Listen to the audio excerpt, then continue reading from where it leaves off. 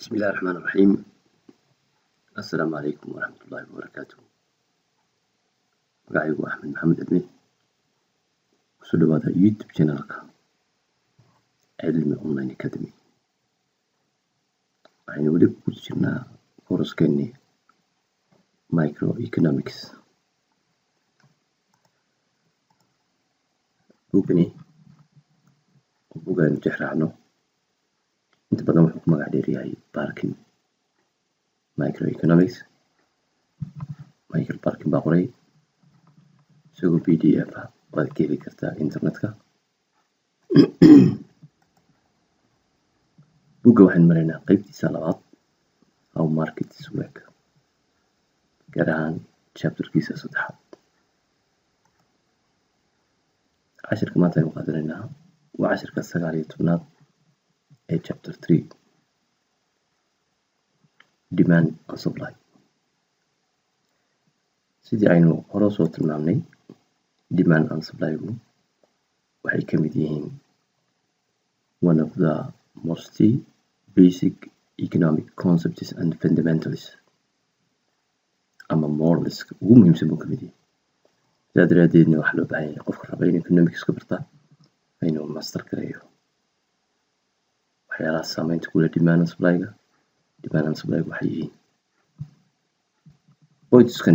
pointska aynu ku baranayno chapterka 3. iminka waxaynu ku jirnaa pointkaas, explain the influences on supply. cashirkii u dambeeyey waxyaalihii aynu kaga hadalnay waxaa ka mid ah the law of supply. the law of supply wuxuu lahaa other things remaining the same. waxyaalaha kale oo dhan ee supply-ga saameynta ku leh haddaynu kasoo qaadno inaanay isbedelin.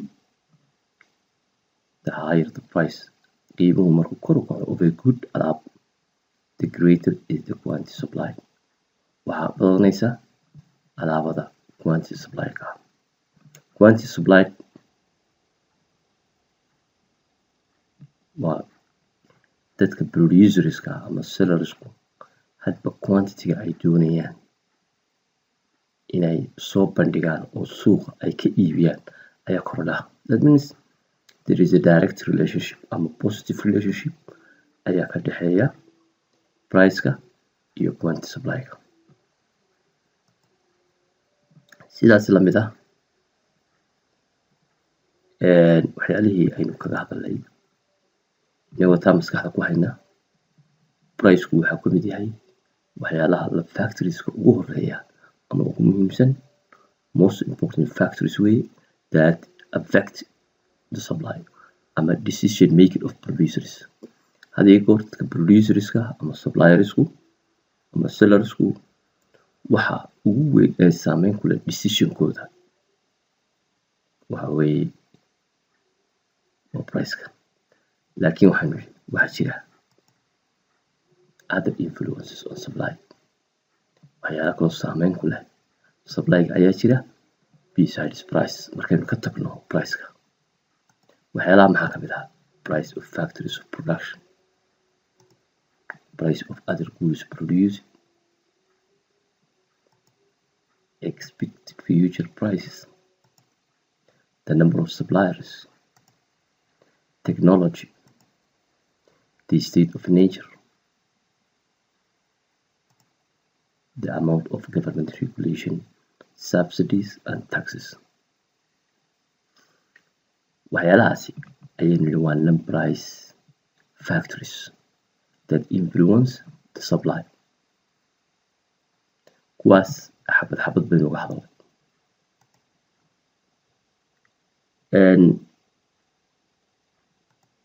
waxyaalahaas non-price factories kusi either they shift to the right or to the left of the supply. waxyaalahaas aan price-ka ahayn ee aynu nidhi waa other influencers ama aynu nidhi waa other factories, they shift, waxay shift garayaan the whole supply curve. supply curve-keeni waa ka either qaar way kordhin karaa qaarna way yareyn karaan. Markaas waynu ka hadalnay dhammaantood sida ay u saameynayaan. Maanta waxaynu eegaynaa maxay kala yihiin movement along iyo shift of the supply curve. Movement along the supply curve iyo shift of the supply curve. waxaan bilayaa casharadeenii hore waxaan kusoo aragnay demand isaga laftigiisu quantity demand, movement of quantity demand iyo change of demand baan soo aragnay. sidaas lamid ah supply-guna wuxuu leeyahay movement oo quantity ay isbedelayso according to the price iyo mar uu shift sameeyo oo uu guuro ereyga shift waxay uu guuraya. If the price of a good changes, haddii price-ka alaabo ay isbedesho, but everything else influencing, laakiin waxyaalaha kale oo dhan ee saameynta ku leh supply-gaasi remains constant aan isbedelin. In economics waxaan nidhaahdaa ceteris paribus, waxa kaliya isbedelay waa price-ka. had iyo goor markaad economics-ka waxa analyse garaynayso marba hal factor oo kaliya ayuunbaad eegaysaa, kuwa kale oo dhan factorieska kale oo dhan waxaad kasoo qaadaysaa inaan isbedelin sidoo yihiin. haddii price-ku uu isbedelo shay waxyaalihii kale saameynta ku lahaana ay sidoodii ahaadaan, there is a movement. waxa dhacay waxa la yidhahdaa movement along the supply curve baa dhacay. If the price of a good remains the same, haddii price-ka shay aanu isbedelin baad eeg waa dhinacii kale. If the price of a good remains the same, haddii price-ku shay aanu isbedelin laakiin but another influence saameyn kale on supply changes ay isbedesho, there is a shift. markaana guuris baa jirta the supply curve. supply curve wuu guuraa. waxaa bilaa marka waa la kala fahmay marna price-ka ayaa constant ah, waxyaalaha kale oo dhanina mid ka mid ah isbedelaya iyo yani toddobadii shay ee kale aan soo sheegnay maxay kala hayaan waxyaalahaasi oo waxyaalahaas niri allahumma salli ala muhammad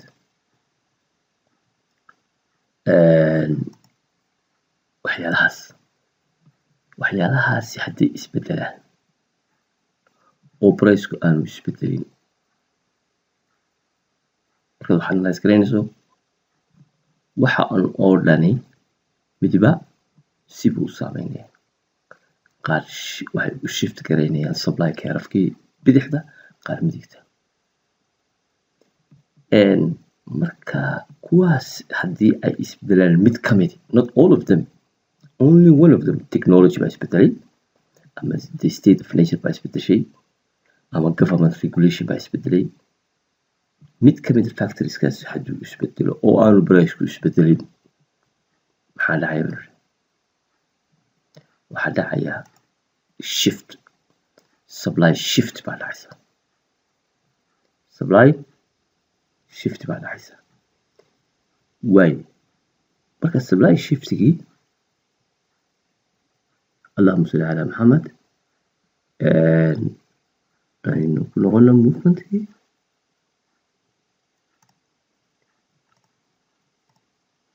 If the price of a good remains the same, but another influence on supply change is bedelay waxyaalaha kale aan price-ka ahayn hadduu isbedelo, there is a shift. waxaa jira shift guuris ama left ama to the right supply curve-kii ku dhacaysa. change in quantity supply versus change in supply maxay ku kala duwan yihiin marka? A movement along the supply curve shows a change in quantity supply. haddii movement along the supply curve-ka haddii waa ka halkan ku yaala, let's see, this is the supply curve. If there is a movement, if the price change, hadduu price-ku isbedelo, there is a movement along the supply curve. dhaqdhaqaaqa wuxuu ka dhacayaa un isla supply curve-kii ama up ama down waa marka price-ku isbedelo. waxyaalihii kalena ee aan price-ka haynin haddii mid ka mid uu isbedelo, either they shift the supply curve to the left or to the right, inward, outward, labadana waa la yidhahdaa. Why? A movement along the supply curve shows a change in quantity supply. A shift of supply curve shows a change in supply. labada waa inaan kala fahmanaa. Change in quantity supply iyo change in supply. Change in supply haddii dhacdo, that means there is a shift of the supply curve baa jira. A change in quantity supply versus change in supply. This is the supply curve. aan kasoo qaadno inuu saa yahay. halkaasi quantity-gii, xaggana waxay ku sheegaysaa price-kii. At that price, suppliers or producers, they are willing and able and plan to produce this quantity. Okay, well, this price, because they respond to prices. Hadba quantity-ga ay supply garaynayaan depends on the price. Quantity-gu, supply-gu depend on the price. This is the dependent variable. This is the independent variable. So quantity demanded, quantity supply depends on the price.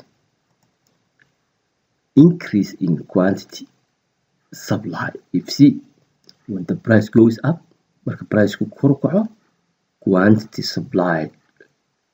Markii hore, they were supplying this quantity. halkaas point-kaas halkay ku beerantahay go down. halkaasi laakiin markii price-ku dhacay, this is incentive for ay u noqonaysaa producerskii. They will increase production. They will increase the supply of that item. marka halkaasi price-kaas haddii price-ku hoos u dhaco, you see, when the price goes down, decrease in quantity supply-gana way yaraanaysaa. marka hore price-ku waa kaa B0 iyo Q0 ama B sub 0 iyo Q sub 0. This is the quantity. marka hore halkaa aysan taagantay ayaan kasoo qaadayna. Then price-kii waa kor u kacay, B1 buu tagay. sidaas leeg quantity-giina Q0 to Q1 it will increase, way kordhaysaa marka. haddii halkaas misal 5 ahayd, halkan waxaa laga yaabaa 6 ama 7 inay noqoto. hadda meesha marka aan qaadano, you see, marka when the price goes up, marka price-ku kor u kaco, producers or sellers could they increase the quantity supply. When the price goes down, haddii price-ki markii hore halkaas u ahaa, laakiin hoos u dhac baa jira. price-kii baa hoos u dhacay. Producersku maxay kaga jawaabayaan taa? They will supply less quantity. marka waa opposite bay isku yihiin. haddii price kor u kaco, they supply more. haddii price-ku hoos u dhaco, they supply less. Q2 marka quantity-giina x-axis-keenaas wuxuu inoo sheegayaa quantity-ga ama amount of quantity, ama goods ha noqdo ama services ha noqdo. A change in the quantity. haddii laakiin uu dhaco other factors, price-kiis ma bedelin, waa sidiisii price-kiis ma bedelin kasoo qaad. laakiin maxaa dhacay? supply curve-ki it shift to the right. xagga midigta ayuu u booday ama u guuray. dabcan waxaa keenay inputkii, waxyaalihii aynu nidhi other non-price influenceski. masalan technology cusub baa yimi, productivity-ga baa kordhay, wax soo saarkii baa kordhay. The whole supply will shift to the right. haddii masalan inputka uu jabo, raw material-kii baa jabay, ama labor-kii baa jabay, ama capital-kii baa jabay, waxyaalihii loo isticmaalayay sida loo soo saaro wax ayaa masalan hoos u dhacay qiimahoodii. They will increase production.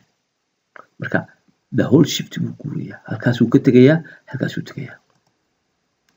haddii masalan ay dowladdu regulation samayso, ama masalan shidaalkiibaa qiyaali garoobay, waxaan la soo saaray inuu shidaalku ku xidhnaa, supply buu yaraanayaa, shift. dowladdii baa masalan sharciyadii iyo liisamadii adkaysay, the whole supply will go down. masalan kalluumaysatadii waxaa la yidhi kalluunka liisankiisii baa la adkeeyey, masalan kubos ama cashuuro badan baa lagu soo rogay, price-kiina kor ma kaciyo, waa halkii uu bareysku taagan yahay. Then the whole supply will shift to the inward. Increase in quantity supply, oo marka uu price-ku isbedelo ama waa change quantity supply taasi way اللهم صل على محمد. One more thing very important price-ku markuu halka ahaa price-ki ismu bedelin isagoo price-ki aanu isbedelin oo suppose waxaad ka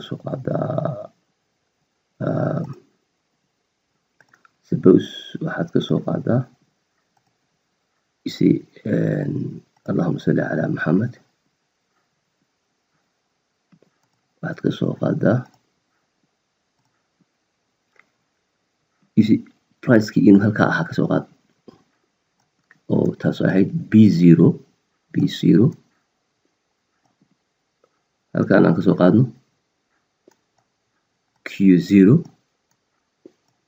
quantity supply price-ki ismu bedelin marka uu dhaco shift uu dhaco oo increase in supply uu dhaco isla price-ki oo aan isbedelin quantity supply ku isbedelaysaa intaasay boodaysa quantity price isma bedelin price remains constant technology ama regulationskii ama cost of production kiiba ayaa hoos u dhacay isla price-ki oo aan isbedelin hore waxaynu naqaanay inay suppliersku inay price-ka hadii goor isla bedelaan price-ka waxaan ka soo qaaday inaan isbedelin laakiin cost of production kiiba hoos u dhacday they will increase production marka quantity way badanaysaa hadii uu shift to the right u dhaco sidaas lamidana price-ki oo aan isbedelin waxaa dhici karta hadii misal input ku qaali garoobo waka quantity supply waa yaraanaysaa waa isla price-ki halkiisa buu taagay price-ku halkiisa buu ka soo haday marka hadduu uu price-ku